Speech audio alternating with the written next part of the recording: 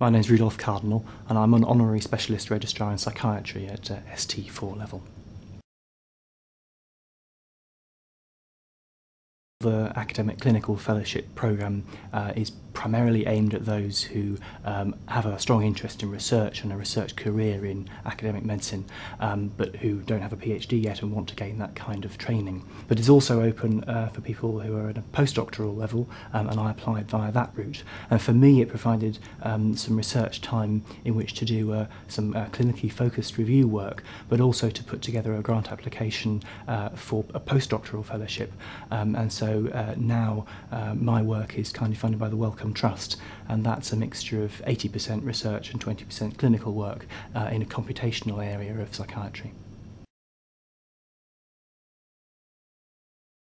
There are many reasons to apply for Cambridge. It's an excellent university, there are excellent hospitals here, and it's a lovely place to live. And I've worked with a number of the clinical and preclinical departments here, and all that I've worked with have been absolutely first class. I think it's great clinically, and it's a great research environment as well.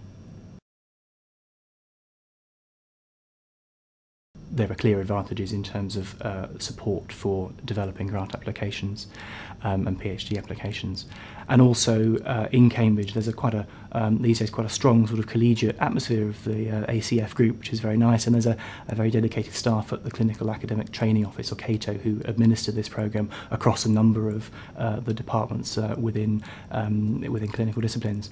Some of the disadvantages are obvious, and I suppose anyone who wants to become a clinical academic, because they have to do clinical training and academic training, is going to take longer to get where they're going than someone pursuing just a clinical training. But that comes with the territory, that's what you're after.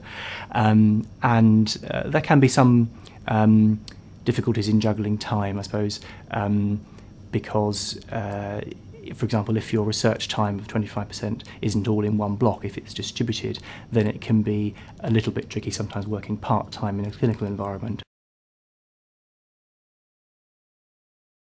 It's important early to look at the department that you're interested in and to look at potential supervisors there, other people who are doing research in an area that you're interested in, people that you like, people that you'd be willing to spend 3 years full-time research with, because that can be a very close relationship with a PhD supervisor.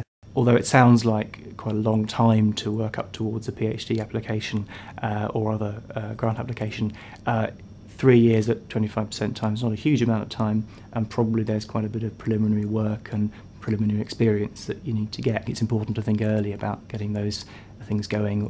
What basic experience do you need to put together that application, and to start on that as early as is feasible.